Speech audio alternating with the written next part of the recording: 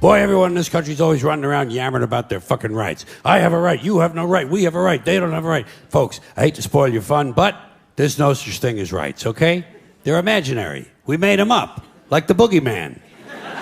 The Three Little Pigs, Pinocchio, Mother Goose, shit like that. Rights are an idea. They're just imaginary. They're a cute idea. Cute. But that's all. Cute and fictional. But if you think you do have rights, let me ask you this. Where do they come from? People say, well, they come from God. They're God-given rights. Oh, fuck, here we go again. Here we go again. The God excuse. The last refuge of a man with no answers and no argument. It came from God. Anything we can't describe must have come from God. Personally, folks, I believe that if your rights came from God, He would have given you the right to some food every day, and He would have given you the right to a roof over your head. God would have been looking out for you.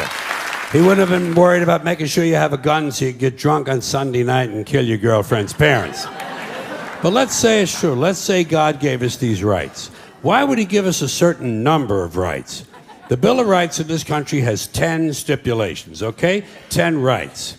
And apparently God was doing sloppy work that week because we've had to amend the Bill of Rights an additional 17 times.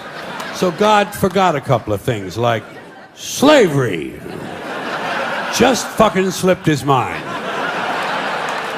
But let's say God gave us the original 10. He gave the British 13. The British Bill of Rights has 13 stipulations. The Germans have 29.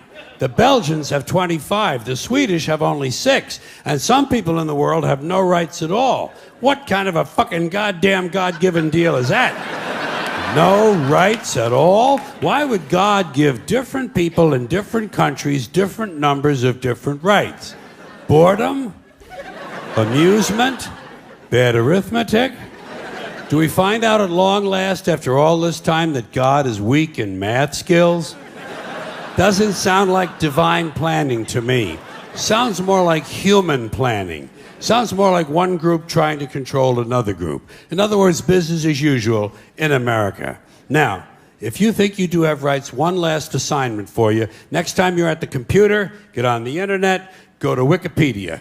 When you get to Wikipedia, in the search field for Wikipedia, I want you to type in Japanese Americans 1942, and you'll find out all about your precious fucking rights, okay? All right.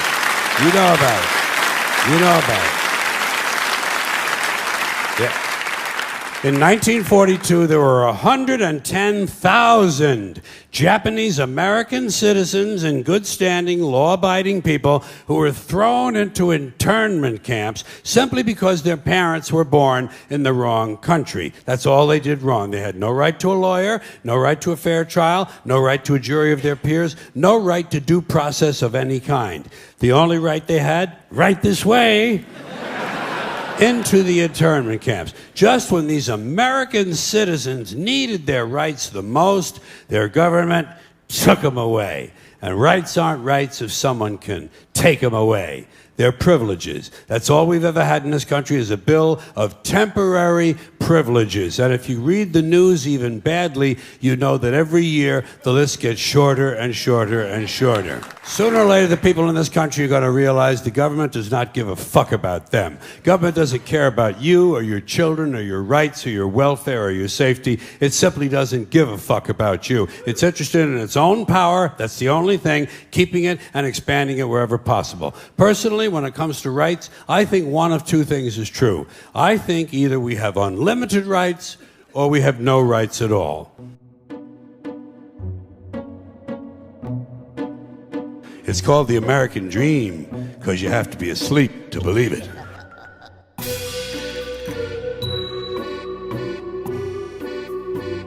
For more interesting videos like this one, please subscribe.